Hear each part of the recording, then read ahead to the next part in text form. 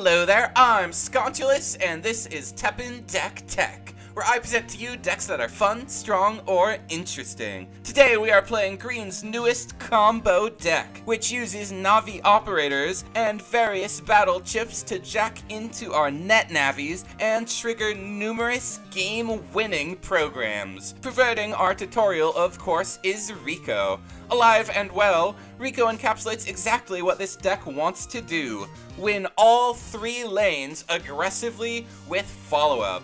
To do that, we level our navis using their quests, which is as simple as jacking in. That is to say, playing any of our Navi operators will trigger both theirs and the quests of the navis. A combo, if you will. We'll talk about the boring humans in a second, but as for our cool robots, with one exception, they all reward us for going wide. RiCO gives all our units +1 attack, Glide gives them all +1/+1, and has spillover, so you will win every lane, and our strongest combo starter is Stoneman.EXE, giving all your units +1/+2, and on the next level giving them all shields. He is a brick house.exe.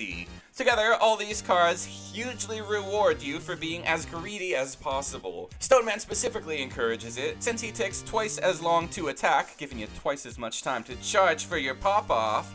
That said, the plays I actually recommend are something more like RiCO, then Stoneman into Mail, or at the very greediest, Glide into Stoneman then Land. The reason being, the second 2 cards you always want to play at the same time, making them unrespondable. But that will always leave the first card you play at a pretty big risk. Because of that, if you can avoid it, you should try not to play Stoneman first, since he's the strongest and you don't want to lose him. Especially against Red, who will have their battle chip red armor at the ready to delete him. Contrast that with RiCO, who you should almost always play first, often before you even have MP for the follow-up. Generally, you should wait until 6 or 7 to play her, since her ramp is even better after you stick your combo. But like I said, this deck rewards greed, so depending on the matchup, feel free to throw down a second 1 RiCO if you're feeling saucy. And the final net navi that we can jack in Woodman.EXE, I have gotta say, just about the best guy you can jack in. Just something about him was made to be jacked in. Maybe it's the wood. Anyway, Woodman is important because every time he kills something, he cuts your opponent down with Heavy Pierce. So, just saving your battle chips for Woodman gives the deck a ton of inevitability. Speaking of, let's finally talk about the battle chips. You can't jack in without them. Lan Hikari explores for battle chip sword when played, and Male Sakurai explores for battle chip guard. Sword is much more aggressive, just like Lan's own effect, while guard provides more sustain and powerful follow-up, again, just like the operator herself.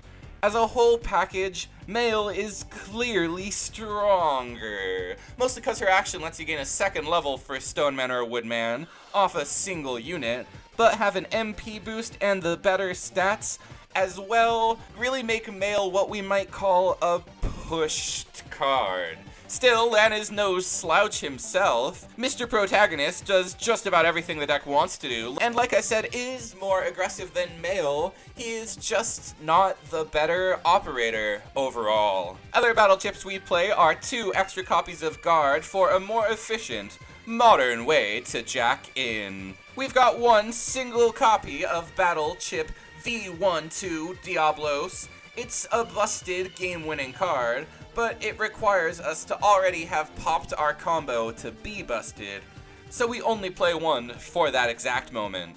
And it's not a battle chip, but I gotta talk about it. Disarm is the most important card in Green. You could swap 1 for End of Fate, totally valid, but this format, with all the removal, 3 disarm feels better for me. And our last honorary battle chip, we've got 3 copies of Whirlwind. I'll admit upfront, this is the flex slot. There's a lot of options you can play, like last season's Explorer cards I've seen a lot of. Nagi especially is sick and can win the game on the spot. But I want the deck to do something it doesn't already do. So for me, Whirlwind brings it all together. This is cheap interaction that scales as you pop off and also works as a combo piece because yes, this card does jack in. Unlike, ironically, Jack In, which we can finally talk about, the Jack-in-ing elephant in the room. They named a card Jack In, and it jacks in. I don't even need to explain how strong that is. But in seriousness, this card jacks in, which you almost always put your opponent in such a bad position that it's gonna win on pop. It's just a tiny bit, like, win more 70% of the time.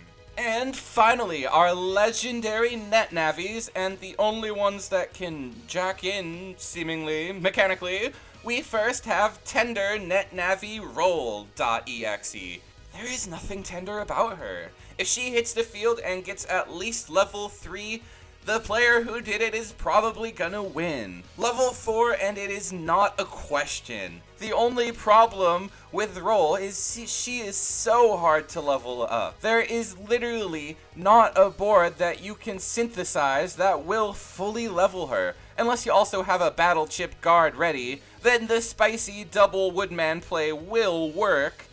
Otherwise, the recommended combo for Roll is woodman into Roll, into Lan. Mail works too, but Lan in this situation makes Roll terrifying. You can also start with Stone Man, but either RiCO or Glide will not fully level Roll. She's so hard to use, honestly, but is just so powerful that potential is worth always keeping her in your deck. And finally, with power befitting our blue protagonist, Justice, Net Navi, MegaMan.EXE. At full power, our boy in blue deletes any opponent, swings for a 5th of max HP at least, and brings his own victory insurance policy, which yes, does jack in. This is truly a perfect card. Here's the deck QR for you, and with all that said, let's get into it. Game 1, we are up against Rathalos Dive Attack, arguably the highest power level red hero art, which makes it the one people will be trying to immediately find the strongest deck for. So let's see what our opponent has been able to come up with. We'll start things off with RiCO, and our opponent starts things off with some growth plays from last season, going with Chirinui into Tibalt. The 5 damage does go to RiCO's shield, but the 2 Tibalts are immediately threatening. However, we are able to be as greedy as possible, going for all 3 of our RiCOs into Glide, and using our battle chip guard to level them up, which we are only barely punished for. Our opponent does, however, go for Dex Oyama, and they are going to try to go for his level using red armor, which they maybe just forgot about our shield, but actually, it really looks like they were going for the art charge to get exactly up to 19, but unfortunately for them, our Glide.EXE did have spillover, which was just enough to clear 2/3 of their board. We will go for Axeman into Stoneman into Mail, and our opponent will respond with Mr. Match to level up their final Tibalt.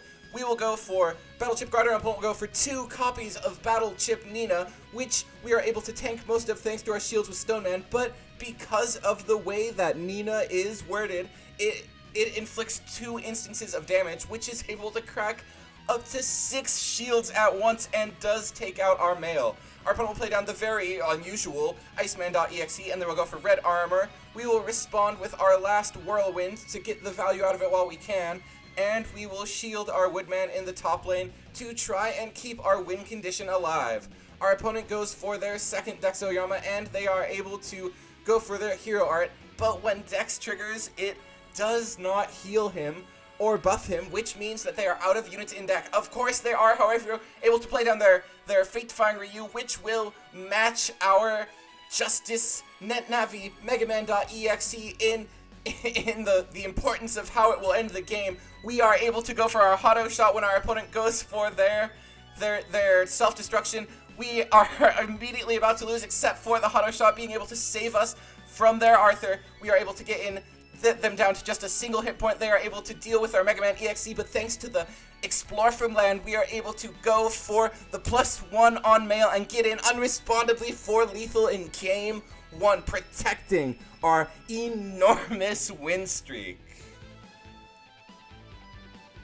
Game 2, we are running it back against the winner of last episode, 7-11 Yellow, who, unsurprisingly, is playing the brand new busted black deck. If you've read the cards, you can't tell me I'm wrong. And he's playing black out. It's just about the blackest deck in the format. And we'll start off with RiCO, and our opponent bounces back to hand with Virgil into Natalia, which immediately shows her on some spice with the evidence, and we will play down another RiCO into Stoneman and Lan. Unfortunately, our opponent has to remove with their Elec Man for our second RiCO. Thankfully, we do still have a pretty powerful board, but our opponent will try to immediately just get some value and momentum for later in the match with their pet, and we are able to at least seal their Elec Man so it doesn't get its second level, and we will go for a full Stone Man combo, finishing it off with our RiCO and our Lan to get the third level off of our previously level 2 Stone Man. Our opponent will play down another Virgil, which will bounce our RiCO. For the third, they have removed every RiCO we have played, and our opponent will go for their buffed up Sharkman into Cyborg to trigger its third level, and we will go for our Battle Chip Guard to buff up our field, but it's really nothing in the face of Sharkman. Our opponent is immediately able to fully counter both of our units, which are now rendered completely inert, except for the draw we get off the top. We are able to go for GAEA Armor to protect our board, and we will go for Shield and then Whirlwind to deal with their Sharkman. Other than Disarm, that was the only draw that got us out of this situation. So it might seem like a landslide, but this was closer than it was. And we will be able to defeat 7-11 with our inevitable Stonemen, and we play Roll for the style. Game 3, we are up against Ashura Senku, which is not something you see typically at all, and just based on the new cards, it's something that I'm not sure I want to see much of. This will be an interesting one, to be sure. I can only expect a fiery combo fest from our opponent. We'll start things off with our most typical combo that we possibly could. Glide into Stoneman and Male once we charge the MP. And our opponent will start things off with Ya Hoot, which won't do much of anything this time. They will then go for Countdown to Ruin. We'll respond with Guard Chip to finish our combo, and our opponent will go for Battle Chip Baby to give a +4/+2 to the unit that gives them +4. Just seems like a lot of overkill, and it really was when it doesn't amount to anything. I had hoped for more from... Oh, and there it is, the Cyber AKUMA coming down, immediately going up to a 10-11, and as much as it would destroy itself, our opponent has the stabilizer at the ready. The only thing that is saving us from assured destruction here is the excess of shields that we have. And now that Ashura Senku has expired, we can go for our Whirlwinds to start breaking down the Cyber AKUMA. Of course, our opponent has more buffs to counteract our interaction of our own, and with Miyu, if we had not had the protection, our opponent would have been able to end the game on the next attack cycle, guaranteed. Whirlwind single-handedly save us from this Cyber AKUMA beast, and we are able to win Game 3. Here we are again, and I know we're all thinking it, so I'll just go ahead and say it, but this deck jacks in. I love the flavor of the deck. It feels great to play this type of green combo deck again.